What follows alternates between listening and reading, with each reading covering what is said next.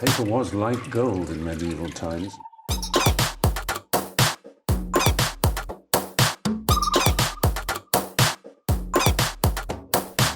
Oh, not tobacco. Sugar. That everything we thought we knew about the world might turn out to be completely wrong.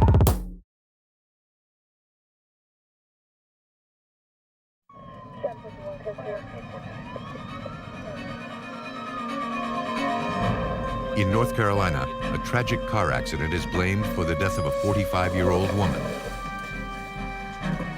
But a routine investigation raises more questions than answers.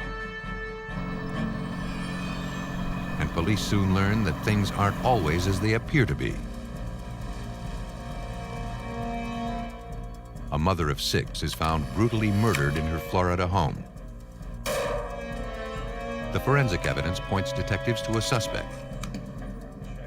But his whereabouts and the motive behind the murder remain a mystery. For some killers, murder can be a profitable business. And when a victim has been targeted for death, homicide investigators must look beyond the obvious to uncover a murder for hire.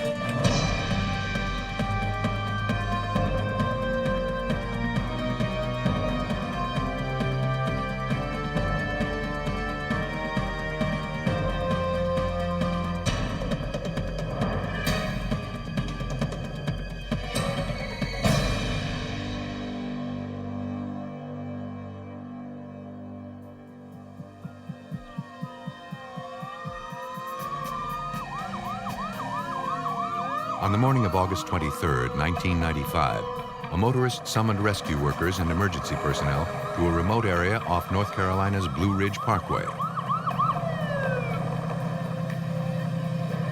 While pulled over at a scenic overlook, she had spotted a van that had plunged several hundred feet down the steep embankment. There was no movement in the vehicle.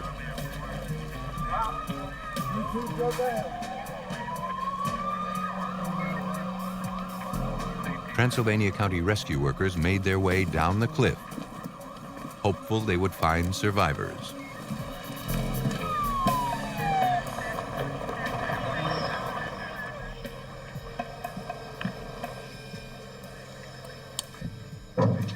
When the rescue worker entered the vehicle, a piece of cinder block stained with blood fell out of the van. A woman laid slumped across the front seat. She had suffered massive head injuries. There was no pulse. The body was removed from the vehicle and sent to the morgue for examination.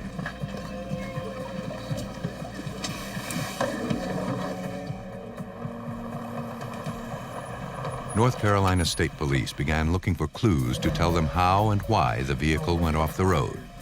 I didn't see no skid marks of no kind. No skid marks or any signs of sudden braking were found. And there were no indications that the driver had swerved off the road. It was likely that the woman had fallen asleep at the wheel or had been under the influence of drugs or alcohol.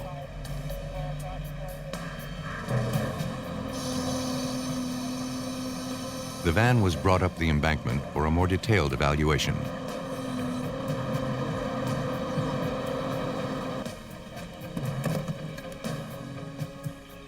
A check on the vehicle's tags revealed that the van was registered to a man named Edward Kratzert, whose address was several hundred miles away in Bradenton, Florida.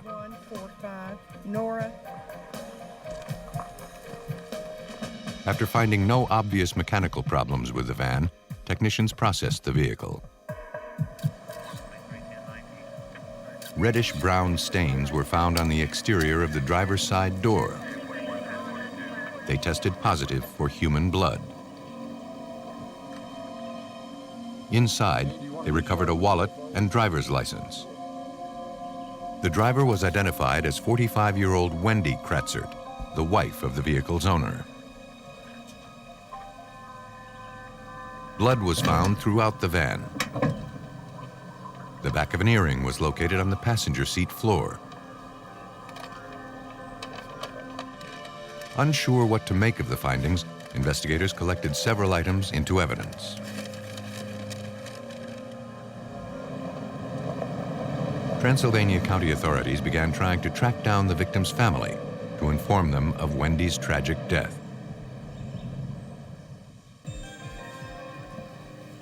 At autopsy, medical examiner Dr. Robert Thompson looked to the victim for clues that could explain the crash. He found no traces of drugs or alcohol in the victim's blood or tissue. Wendy's death had resulted from blunt force injuries to the head. She had suffered 5 individual fractures to the top and back of her skull. Though Wendy had not been wearing a seatbelt, for Dr. Thompson, the location and number of injuries were not typical of car crash victims. Usually injuries that we find with automobile accidents are those in the face areas where the face comes down and hits the dashboard. So the injuries that are found are not really consistent with the automobile accident, although conceivably it could have happened that way. The autopsy results prompted investigators from the North Carolina State Bureau of Investigation to take a closer look at Wendy Kratzert's accident. Special agent and blood spatter expert Andy Klein reviewed photographs taken at the scene. He was immediately struck by the lack of blood found where the victim's body came to rest. From the position that she came to rest in with her head in the passenger side floorboard, and with the wound being to the top and the back of her head, I would have expected to see a larger pool of blood in that floorboard had she received that wound in the van. More troubling, however, was the presence of the victim's blood on the vehicle's exterior running board. There was several blood spatters that I noted on the running board portion of the vehicle that would have been protected had the door been shut. So at some point the door was open and she bled on it. All of the evidence suggested that Wendy Kratzert had been bleeding before she ever got into the van. The routine death investigation had raised more questions than answers. Police learned that Wendy and her husband owned a vacation home a few miles away from the scene of the accident. Later that night, authorities went to the address. No one appeared to be home. Then, they discovered a large pool of blood. Tests later confirmed it had come from Wendy Kratzert. An earring back, identical to the one found inside the van, was located a few inches away. Technicians concluded that no one could have survived such blood loss without immediate medical attention. Nearby, investigators found the outline of an object. Its shape was similar to the blood-stained cinder block found inside the van. For police, there could be no doubt that Wendy Kratzert had been brutally murdered. Her death had been staged to appear as an accident. After obtaining a warrant, the team made their way into the residence, unsure of what or who they might find.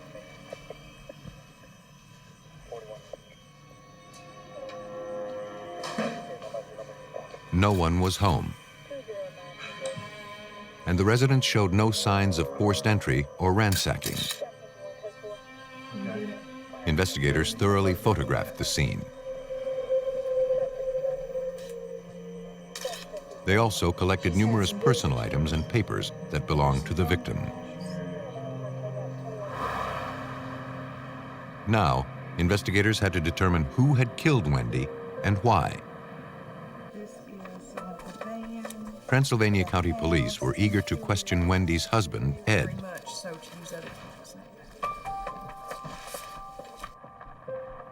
He was tracked down to his home in Bradenton, Florida.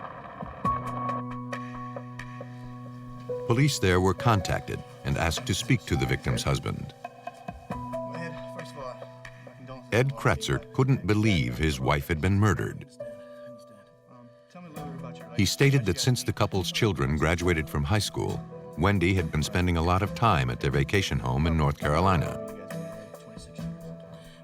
Ed explained that he had recently suffered a heart attack and was at home at the time of the murder.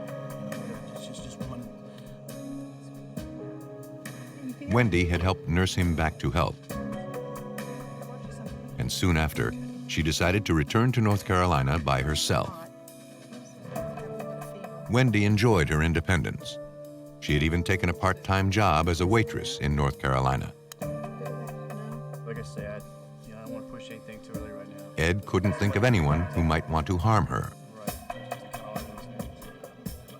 Florida police confirmed Ed's alibi, and soon after, he was cleared as a suspect. Police and forensic examiners had exposed a tragic car accident as an elaborate attempt to conceal a brutal crime. But with few leads and no obvious suspects, it appeared that Wendy Kratzert's killer might get away with murder. In Transylvania County, North Carolina, a routine traffic death investigation had exposed a brutal homicide. 45-year-old Wendy Kratzert had been savagely beaten to death. Her body placed in a van, which was then pushed over a steep cliff. Frustrated by the lack of suspects or an obvious motive, police in Wendy's hometown of Bradenton, Florida, questioned the victim's friends and neighbors. One close friend told police she could think of only one person who might want to harm Wendy, and that was her husband, Ed Kratzert. Wendy had described him as ruthlessly controlling. He watched over her every move and was extremely critical of her behavior. Wendy said he could also be physically abusive. Things had become even more strained after Ed's heart attack. The medical bills had left the couple in severe financial trouble. Just before her death, Wendy had talked about leaving her husband. The findings were passed on to police in North Carolina, where Wendy's murder took place. Following up on the information, investigators learned that Ed Kratzert stood to gain $100,000 from Wendy's death. But so far, he had made no attempts to collect on his wife's insurance policy. Though Ed had misrepresented his relationship with Wendy, he had a solid alibi, and there was no motive connecting him to the crime. Desperate to identify Wendy's killer, detectives questioned her co-workers at the local restaurant where she worked part-time. One recalled that just before her death, Wendy had been tired and irritable. She said she had been dealing with unexpected house guests who had shown up from Florida on a few occasions. The co-worker didn't know the name of the visitors, but it was clear to Transylvania homicide detective Rita Smith that Wendy was not happy to have them in her house. Wendy had been very uncomfortable with these people, that they had smoked in her house, that she felt that they had pilfered through her belongings. Looking to identify the house guests, investigators scoured through the items collected from Wendy's vacation home. They found a potential clue. The names Tom and Luana Harrison had been handwritten on Wendy's calendar. And a records check revealed that the Harrisons lived in the same Bradenton, Florida neighborhood as Wendy and her husband. Florida police were dispatched to the Harrisons' home to question the couple. They admitted having visited Wendy in North Carolina a few weeks prior to her death. Tom explained that he and Luana were close friends of the Kratzerts. They spent a lot of time with the couple. They hadn't noticed any problems between Ed and Wendy. Wendy invited them to come stay at their North Carolina home whenever they wanted. She even gave them a key to the house. Bye. I will. Bye. They took her up on the offer. But that was weeks before her murder. They hadn't been back since. As a matter of routine, the officer asked the couple their whereabouts at the time of Wendy's murder. Tom Harrison suddenly became agitated. He felt he was being treated like a suspect. He ended the interview and asked the officer to leave. Tom Harrison's odd behavior led police to believe he was hiding something. This timeline here. To find out what, they subpoenaed his credit card statements for the weeks surrounding the murder. They found that numerous charges had been made to hotels and car rental agencies throughout North Carolina. In fact, the receipts put Tom and Luana Harrison near the scene of the crime in the days before and just after the murder. Tom Harrison had been caught in a lie. Though police could find no motive, the circumstantial evidence was pointing to the Harrisons as Wendy Kratzert's killers. Agents from the Florida Department of Law Enforcement were contacted. They were asked to take Tom Harrison and his wife Luana into custody. As FDLE Special Agent Vince Delacchio prepared to put his team together, he received some startling news. Tom Harrison was dead. I'd come in the morning and received a phone call from the Manatee County Sheriff's Office. The investigator there asked me if I had seen the front page of the morning paper. The front headline was, "Local man dies in boating accident." According to reports, authorities had discovered Tom Harrison's boat burning out of control in the Gulf of Mexico. After putting out the blaze, rescue workers began a massive search to find the owner. For several days, efforts to find Tom Harrison turned up nothing.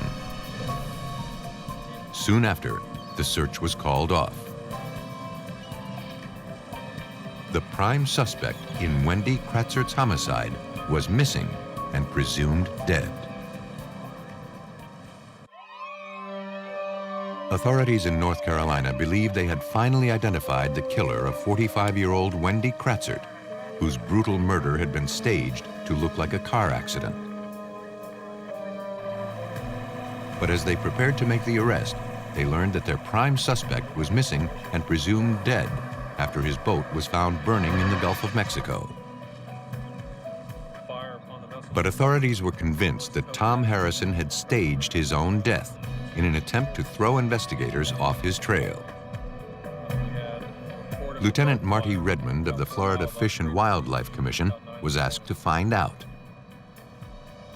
When I got to the scene and looked at the boat, I saw a vessel approximately 25 feet long that used to be a cabin-type boat.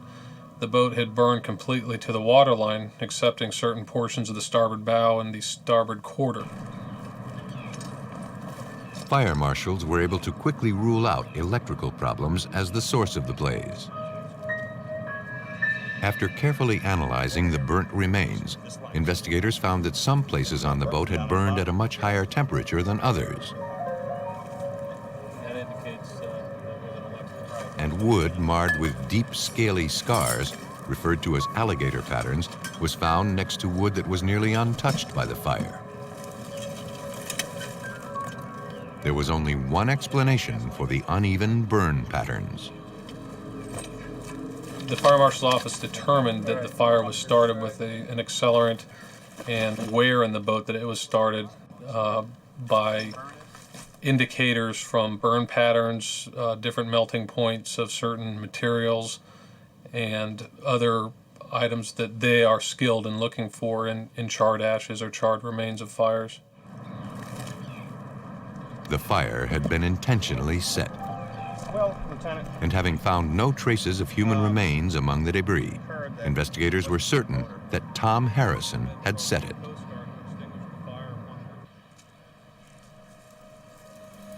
Lieutenant Redmond questioned Tom Harrison's wife, Luana. Careful not to reveal that examiners had exposed arson, he asked her about the circumstances surrounding her husband's mysterious death.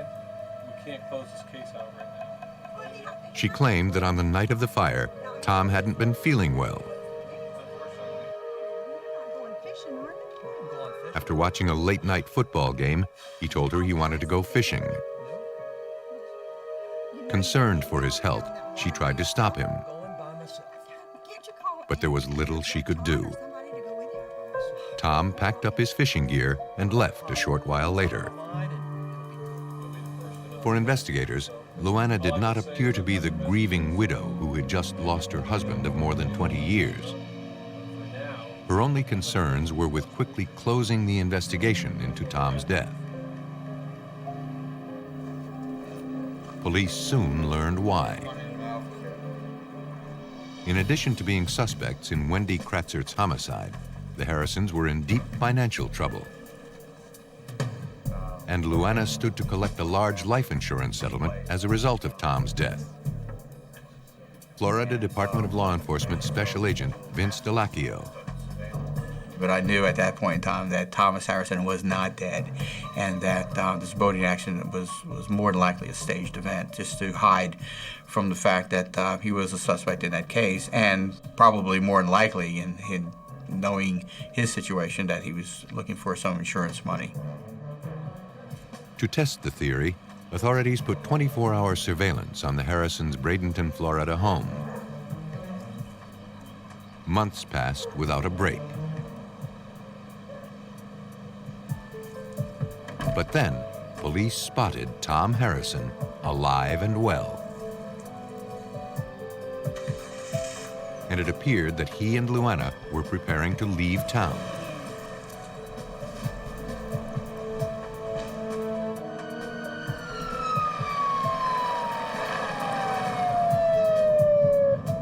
Shortly after the couple hit the road, police pulled them over.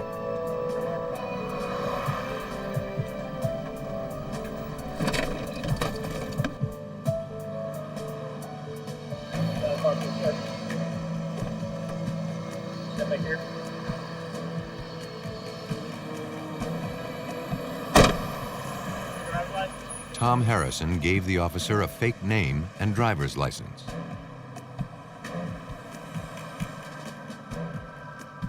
He and Luana were placed under arrest and charged with insurance fraud and arson. But Tom Harrison was uncooperative, and with no hard evidence tying him to the homicide, investigators were still a long way from proving that he had murdered Wendy Kratzert. For police, the Harrisons' close ties with the victim's husband could no longer be ignored. Investigators began to theorize that Ed Kratzert, unhappy in his marriage to Wendy, had hired the Harrisons to kill her. The time was right to recontact Ed Kratzert, the husband of the victim, and attempt to conduct another interview. With the fact that Harrison had been arrested, we felt as though that would open up the dialogue with Mr. Kratzert. Kratzert was brought in for questioning and informed of Harrison's arrest. Investigators confronted him with their murder-for-hire theory and insinuated they had evidence to back it up. It was a bluff, but it worked. Well, he said to me... Ed Kratzert decided to talk. He confessed to taking part in the plot to murder his wife. He insisted it wasn't his idea. Kratzert said that he was complaining to the Harrisons about his marriage. He knew Wendy was planning to leave him. No. After his heart attack, he was dreading the idea of a prolonged divorce and separation of assets. Tom Harrison told him he could make his problem go away for a fee. Ed agreed. The death was supposed to look like an accident. Done deal. When it was exposed as a murder, Ed refused to collect on his wife's life insurance policy. The Harrisons were never paid for the job. As a result, Ed feared that Tom Harrison was plotting to kill him. Ed Kratzert was placed under arrest and charged with conspiracy to commit murder. Police confronted Tom Harrison with the statements. He refused to cooperate, but it made no difference.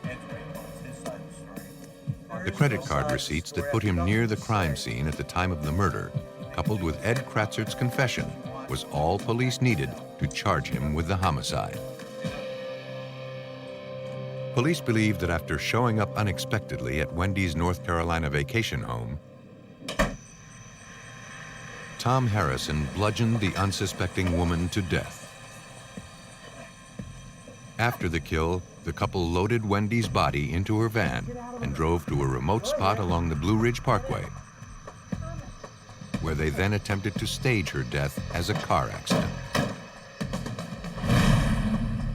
Ed Kratzert was found guilty of the first-degree murder of his wife and received a sentence of no less than 11 years. Tom Harrison was sentenced to 20 years. In exchange for her testimony, Luana Harrison received 3 years probation. The Harrisons had tried to get away with murder by staging an elaborate accident.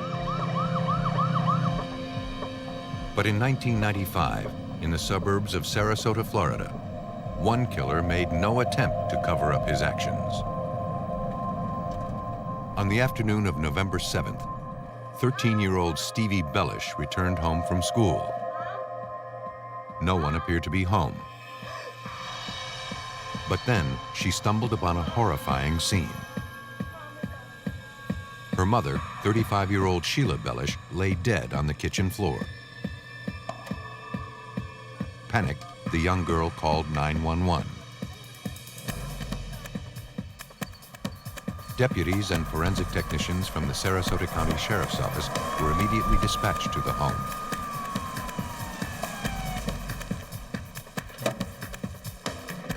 To prevent any contamination, a single forensic technician was allowed to enter the residence and document the scene.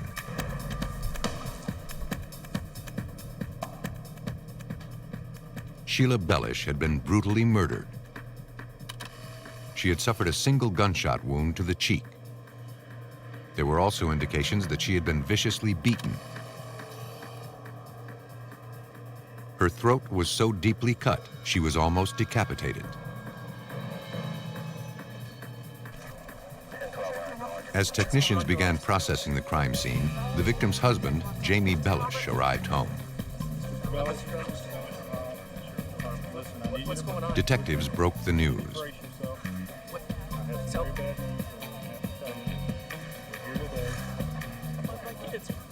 Police assured him that his stepdaughter, Stevie, and the couple's newly born quadruplets were all safe and unharmed.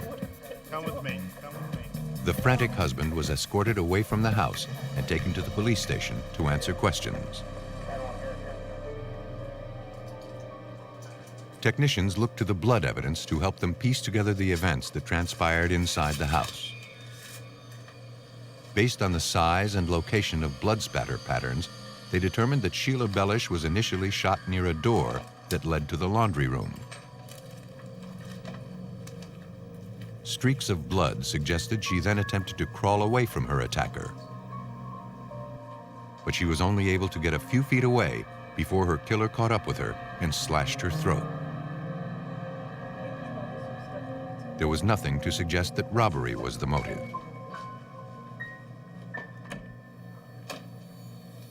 In the laundry room adjacent to the kitchen, technicians located a single .45 caliber shell casing. A few feet away lay a white towel. Some of the fabric was covered with gunshot residue, suggesting it had been used as a makeshift silencer. But for some reason, the killer only got off one shot before using a knife to finish the job. Evidence technician Lisa Lanham tried to make sense of the excessive violence inflicted on Sheila Bellish. There are two possibilities of why he abandoned the gun. One is that the gun is very loud in a small confined area and probably sounds even louder when you're the one shooting it, and he may have feared that the neighbors would overhear the weapon.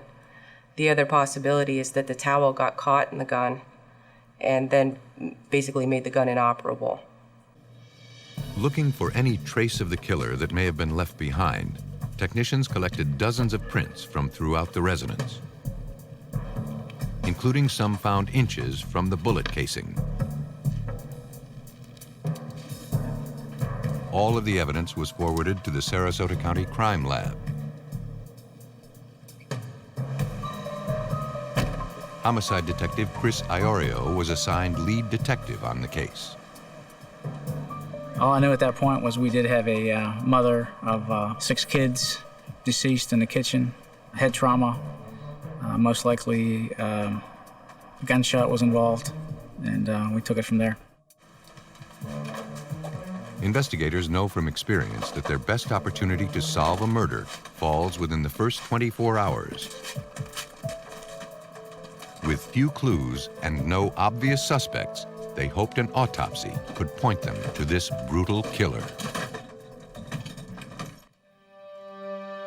Police in Sarasota, Florida struggled to find answers in the death of 35-year-old Sheila Bellish, a mother of 6 found brutally murdered in her home.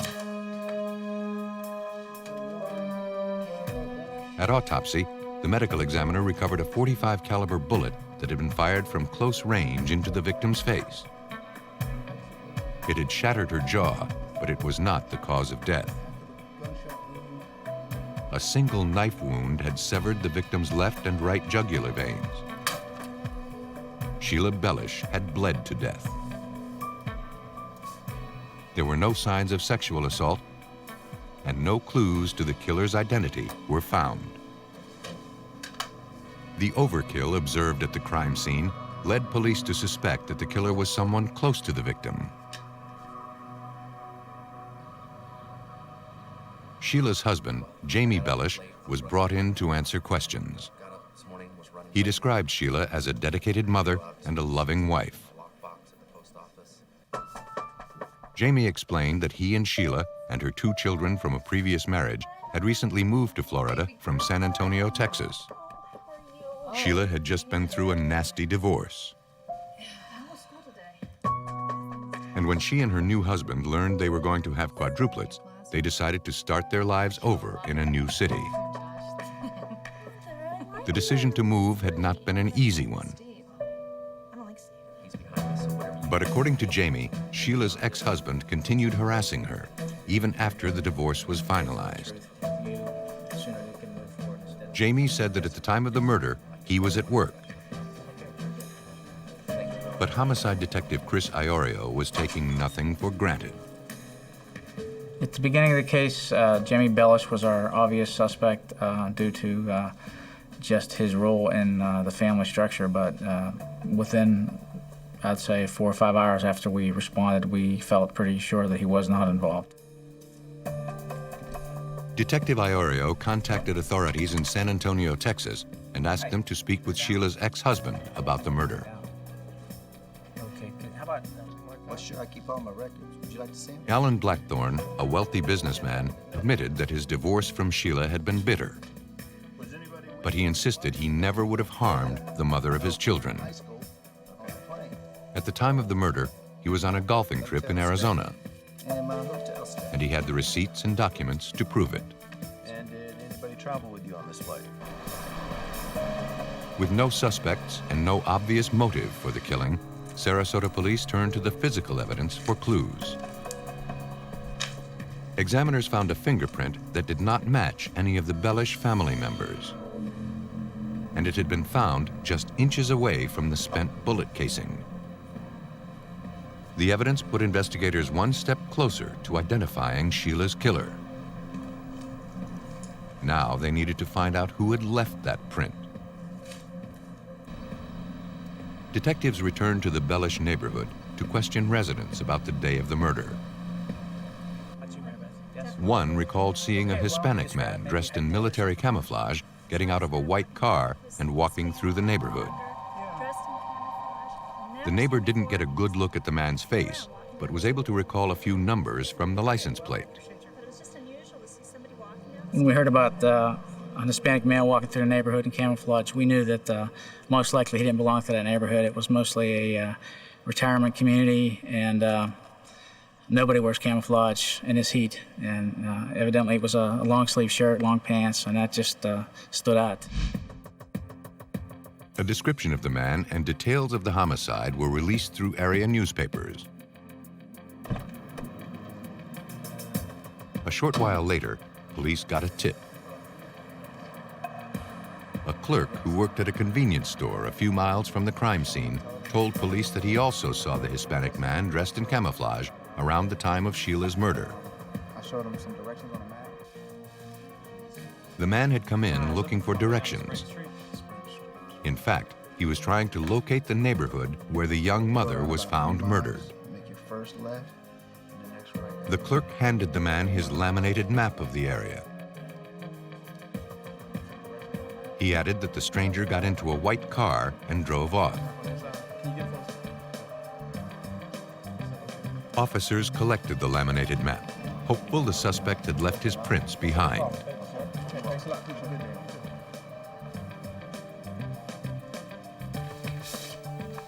At the crime lab, examiners located several prints on the map. Evidence technician Lisa Lanham then compared them to the suspect's prints that were recovered from the crime scene. She found a match. Police had identified a suspect and had evidence that could tie him to the crime scene. Now they needed to know his name. All they had was a partial license plate number from his vehicle. It wasn't much to go on. We initially ran a tag out of Florida. I mean, a lead's a lead, you have to try. And it came back to nothing. And then we decided, since the Bellishes were from Texas, that'd be the next state to try. And when we got that tag, the information back, it was registered to somebody in Texas, so we had to follow up that lead. Investigators traced the white vehicle to a 21-year-old Austin, Texas resident named Jose Joey Del Toro. We ran a background check on Jose Del Toro. As soon as we got his name, we did find out that he had a criminal history, but nothing that would make you believe he was a murderer. But that was a conclusion forensic scientists would have to make. Joey Del Toro's fingerprint card was forwarded to the Sarasota County Crime Lab. There, examiners compared his prints to those recovered from the Bellish home. After careful scrutiny, they concluded that Joey Del Toro had left the print. A warrant was issued for his arrest. Police in Del Toro's hometown of Austin, Texas, were unable to track down the suspect. However, they did manage to locate his white vehicle. Armed with a warrant, investigators processed the car.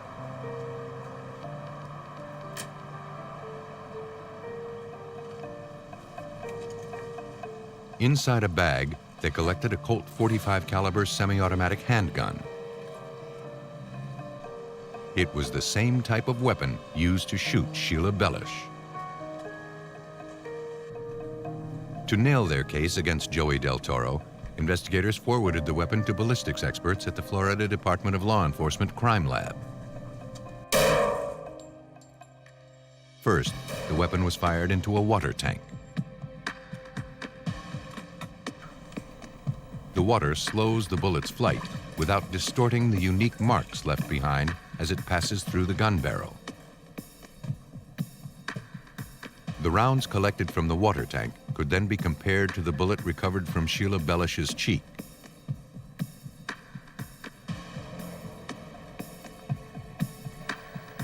Under a comparison microscope, examiners found that the striation marks that are unique to each gun were identical on both bullets.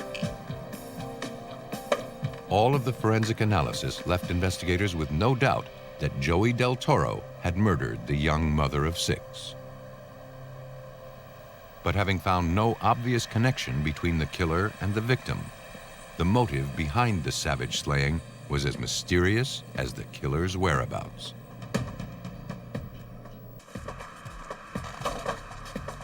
Police in Sarasota, Florida, had finally linked a suspect to the murder of 35-year-old mother of 6, Sheila Bellish, found brutally beaten, shot, and stabbed in her home. All of the evidence suggested that 21-year-old Joey Del Toro committed the murder and then fled to Texas. But so far, all efforts to locate him had gone unsuccessful. Then, police got a tip that the fugitive was staying with relatives in San Antonio. For help, Florida police contacted the Texas Rangers stationed there. But authorities there had no luck finding the suspect. Hey, how's it going today? However, they managed to track down his cousin, a man named Sammy Gonzalez. He agreed to come in and answer questions. Texas Rangers Lieutenant Gary De Los Santos conducted the interview. Sammy Gonzalez claimed he had no idea where his cousin Joey Del Toro might be. But he believed he had information about the murder. He said that a few months back, an acquaintance of his, a golf hustler named Danny Rocha, had tried to hire him to beat somebody up. Sammy was interested in the job, but when he saw the intended victim, he declined. But he knew someone else who might be interested in the job. Sammy admitted to us that he was approached by Danny Rocha and was asked to beat up a girl. Once Sammy realized it was a woman, he refused to do it, but he brought up to Joey, his cousin Joey Del Toro, that maybe he would be willing to do it. Sammy claimed that he didn't know if his cousin had taken the job, and he didn't ask why the woman had been targeted. Unsure what to make of the information, investigators began digging into the golf hustler's background. They were surprised by what they found. Danny Rocha was a close associate of Sheila Bellish's wealthy ex-husband. Suddenly, investigators had to consider that they had exposed a murder-for-hire scheme. Police knew that Sheila's divorce had been bitter. But had it led to murder? One friend who knew the couple well thought so. Sheila had described her ex-husband, Alan Blackthorne, as obsessive and controlling. During their divorce, he had demanded that Sheila sign over custody of their children. When she refused, Blackthorne had her falsely arrested for child abuse. The charges were ultimately dismissed, and Sheila was awarded custody of the children. Alan Blackthorne allegedly said that he would get even. According to the friend, Sheila took the threat seriously. When Sheila and her new family moved to Florida, they kept an unlisted phone number and took pains to keep their new address a secret. Now, investigators looked for proof that the victim's ex-husband had orchestrated her murder. Danny Rocha, the person police believe had hired the hitman, was brought in for questioning. Under advice of his attorney, he refused to answer any questions. Before letting him go, however, Lieutenant De Los Santos asked Rocha to pose for a photograph with him. He agreed.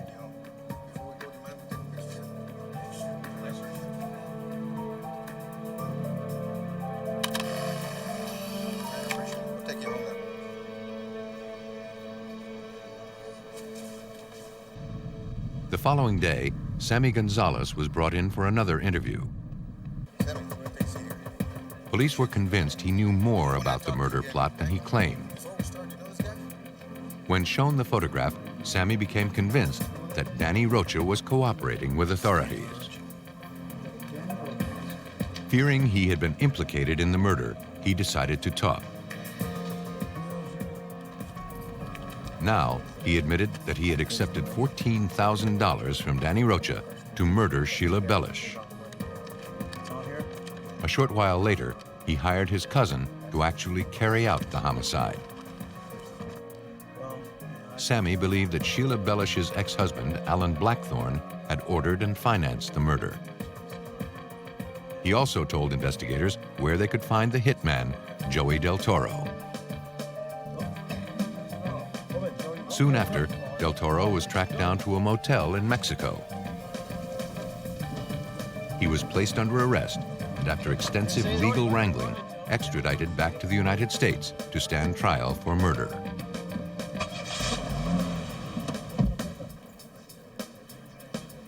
Authorities had now exposed 3 conspirators in the murder of Sheila Bellish. But the alleged mastermind, Alan Blackthorne, was still a free man. Looking to find evidence linking him to the murder, investigators subpoenaed his phone records for the months prior to the homicide. One number that continually popped up was traced to the bail bondsman who had helped Sheila get out of jail when she was falsely arrested. The bondsman said he recorded all of his phone conversations.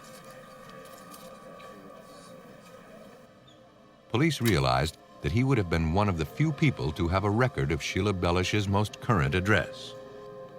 Once we got those recordings, that's when you hear Alan Blackthorne, and there's a person calling in pretending to be somebody else and trying to ascertain Sheila's address. Investigators confirmed that just before the murder, Alan successfully located Sheila's Florida address. The evidence, along with the testimony of the other conspirators, was enough to arrest the wealthy businessman. On January 4th, 2000, Alan Blackthorne was taken into custody and charged with conspiracy to commit murder.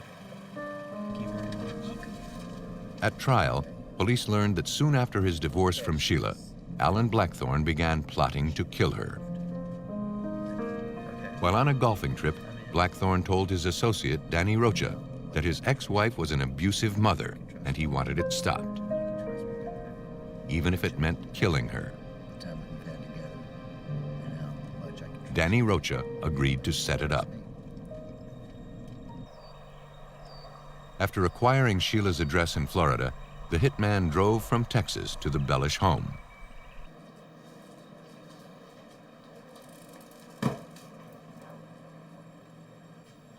Joey Del Toro broke into the residence and waited for his opportunity.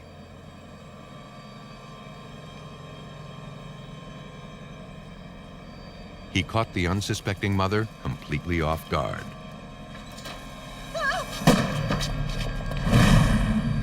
For their role in the murder, Joey Del Toro and Danny Rocha each received life sentences. Sammy Gonzalez was sentenced to 19 years. Alan Blackthorne was found guilty of orchestrating his wife's death and sentenced to life in prison. For some, money is motive enough to commit murder. When there are no obvious connections between killer and victim, detectives turn to forensic examiners to expose the mastermind behind a murder for hire.